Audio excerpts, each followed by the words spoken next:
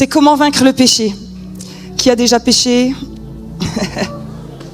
Les autres, vous venez de pécher, vous venez de mentir. Alors, le péché, c'est quand même quelque chose de compliqué. Tu es d'accord avec moi? Surtout quand c'est redondant, quand tu n'arrives pas à t'en sortir, quand tu sens que c'est vraiment accroché à tes fonctionnements, à ton schéma de pensée. Et en plus, après, quand tu pêches, tu es d'accord avec moi, tu n'es pas bien. C'est vraiment compliqué le péché. Un jour, on sera tous au ciel, il n'y aura plus de péché. Et en fait, le ciel, tu sais que c'est ça, le ciel, c'est l'endroit où il n'y a plus de péché. Et c'est pour ça que Dieu, il dit que tu peux faire venir le ciel sur terre. Il y a un moment donné, tu peux déjà vivre ta libération ici sur terre. Amen. C'est la bonne nouvelle parce que sinon, dès qu'on serait sauvés, on monterait tous au ciel. Mais Dieu, il nous a dit, non, vous inquiétez pas, tout ce que vous vivez dans votre vie, je peux faire quelque chose. Et le problème, c'est que quand on s'est converti, on croit, comme les gens ils disent, voici, toutes choses ont été faites nouvelles et tout. On croit que tout doit changer, mais en fait, le terme grec exactement, c'est voici, toutes choses sont en train de devenir nouvelles. C'est-à-dire que ton esprit a été sauvé. Et maintenant, c'est l'esprit qui doit redresser l'âme. Dis à ton voisin, redresser l'âme. Et ça y est, on est en chantier. Quand tu deviens chrétien, tu t'as remarqué qu'il y a des péchés que tu faisais avant qui maintenant te dérangent? Ben oui, parce que tu as le Saint-Esprit. Donc ça y est, une marche vers la sanctification va commencer. Et en fait, pour comprendre le péché, parce que souvent ce qu'on croit, c'est qu'il y a le péché et qu'on doit lutter contre le péché. Est-ce que je peux te choquer ce matin et te dire que lutter contre le péché est une bagarre sans fin? Dis à ton voisin, une bagarre sans fin. Parce que tu es d'accord avec moi qu'on a déjà essayé de lutter, toi et moi, pour s'arrêter avant. Et je ne sais pas pourquoi, une fois qu'on se convertit, on recommence les mêmes erreurs, on se redit, je vais réessayer, moi, de lutter. Imagine, tu étais dans une autre croyance qui te disait qu'il ne fallait pas boire, et maintenant tu te convertis et tu réessayes, pareil, de dire, je ne vais pas boire, mais en fait, tu es dans les mêmes anciens schémas qu'avant. Alors que la parole de Dieu, elle t'invite dans un autre mécanisme, un autre fonctionnement. Et si tu es bloqué dans le péché, c'est parce qu'il y a quelque chose du fonctionnement que tu n'as pas compris. Ça vous dit qu'on en parle ce matin? Amen. Donc du coup, la base, la Bible, elle nous dit que tu es né par amour et pour l'amour. Alors vous allez me suivre ce matin, on va aller quelque part. Ça veut dire qu'au moment où Dieu décide que tu viennes sur terre, Jésus, il était content, mais content. Il y a eu une danse dans le ciel. La Bible nous dit que Dieu nous a créés pour son bon plaisir par amour. Et tu veux que je te dise quelque chose? Quand mon mari et moi, on a décidé d'avoir notre fils, on était des zinzins quand il est arrivé. On a aimé ce petit truc qui faisait que des crottes. Et on l'a aimé. Il a été créé pour être aimé. Et comme on est des parents vraiment bizarres, vous connaissez les autres parents quand l'enfant il dort pas quand il se met à dormir la nuit, amen. Les parents ils dorment. Et nous on était bizarres. S'il dormait, il nous manquait la nuit. Alors on allait le chercher et on le remettait dans le lit que nous, parce qu'on l'aime. Et aujourd'hui il fait 1m92 et je le chope pour lui faire un bisou. Il me dit arrête. Mais je lui dis j'en ai besoin. Il a des joues un peu élastiques. C'est une forme de chamallow. C'est une texture excellente. Excellente. T'es créé par amour. Même si t'es né d'un viol, tu veux que je te dise, là-haut dans le ciel, il a dit, j'ai décidé qu'une personne naisse. Alors après, les gens qui ont reçu le cadeau l'ont vraiment mal géré. Mais ça ne veut pas dire que lui n'a pas eu, dès le départ, une grande joie de ta venue. Très grande joie. Donc t'es né par amour. Et t'es d'accord que pour survivre, on a besoin d'amour.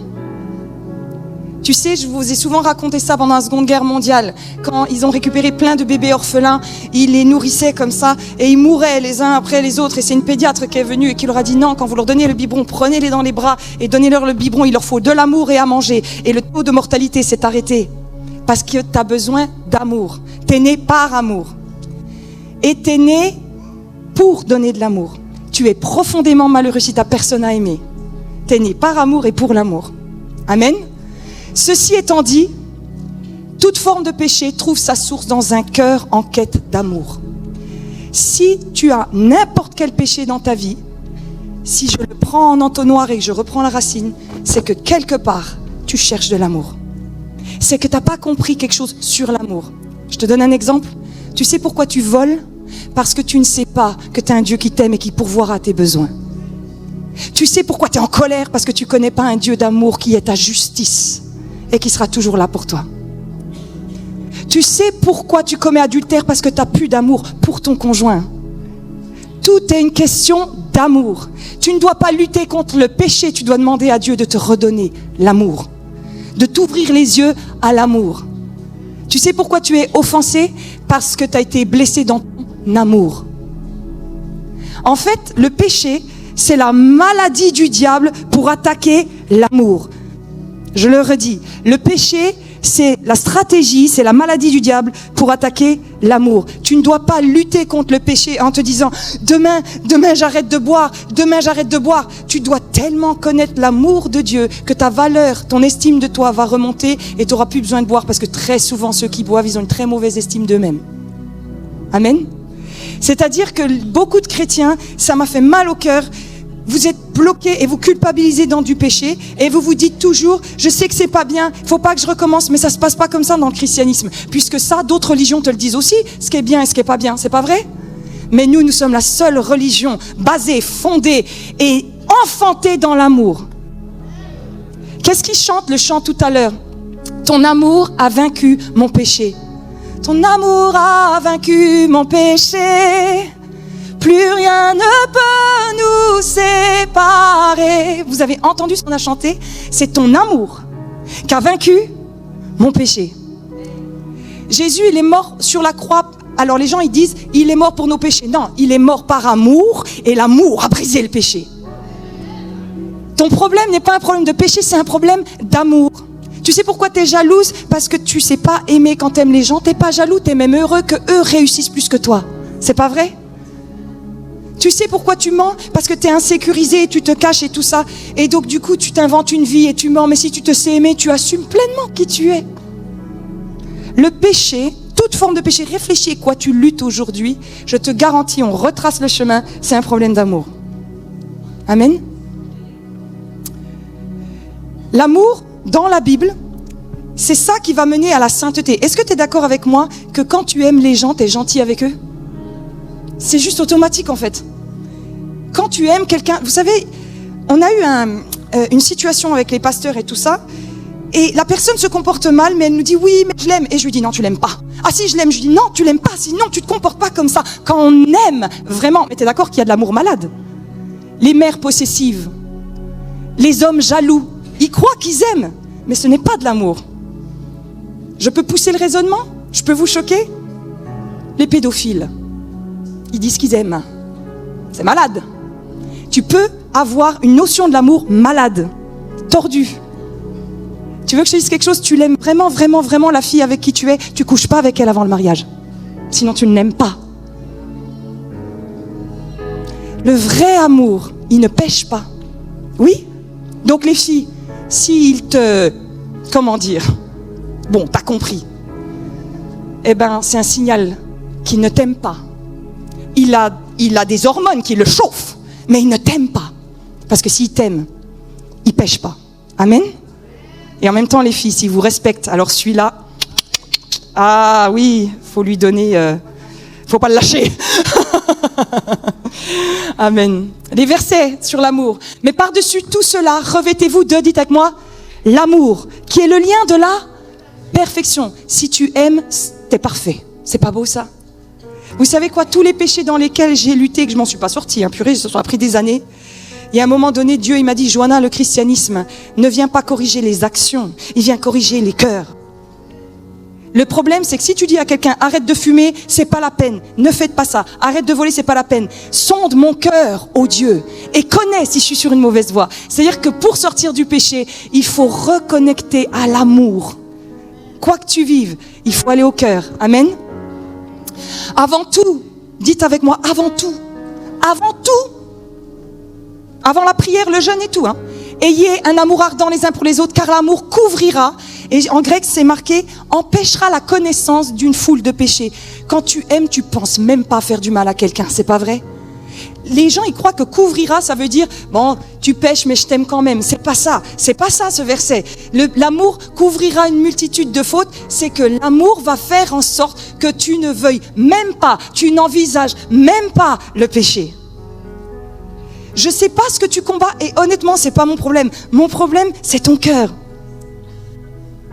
Oui, non, mais moi, Johanna, j'ai souffert. Oui, tu as souffert certainement d'un manque d'amour.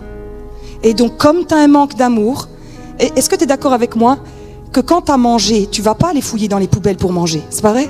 Parce que tu es rassasié. Tu y vas quand tu as faim.